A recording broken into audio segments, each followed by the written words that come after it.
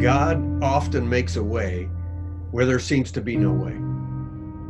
I'm reading through the book of Numbers right now, and you come to Numbers 20, and there the Israelites are. They've gone through the Red Sea. Now they find themselves in the desert, and there's no water. I mean, water is gold in the desert. So they start to grumble. They complain to Moses. They say, if only we had stayed in Egypt. We remember the miracle of going through the Red Sea, but what good is a miracle now if it leaves us here in this situation? Is this how it's going to end?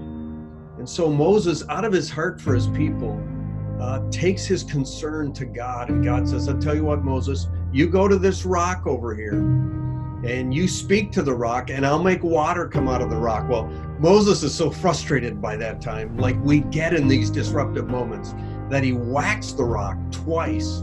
And God is good on his word, and water pours out of that rock, and it's life-giving. God brings life out of the rock. Well, it's Easter week, and soon it will be Good Friday. And it's interesting we call that Good Friday because in the moment it did not feel good. Jesus was on the cross. Jesus was dead on the cross, and the disciples were disbanded and defeated and discouraged, and they could look back and say, yeah, we remember the miracles, we remember Jesus' phenomenal teaching, but is this how it's going to end for us?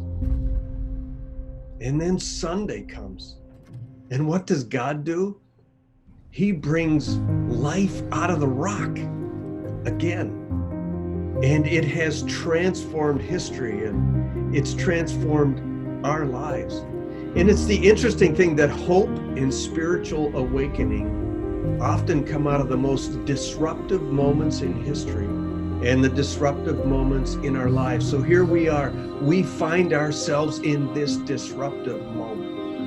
There is grief, there's loss, there's frustration. It's as though the world has turned upside down.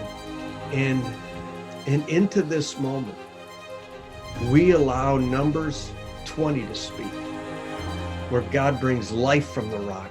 In this moment, we allow the resurrection to speak, where God brings life out of the rock. And so in this Easter season, this very unique Easter season, that is unlike one that probably most of us in our lifetime have ever experienced, God gives hope because he's been there in the past for his people, and he's brought life when it didn't appear to be life, and he brought hope where there seemed to be no hope. And my prayer for each of us this Easter week, and particularly this Easter Sunday, is that we will know the hope that comes from the one who brings life out of the rock. God bless you.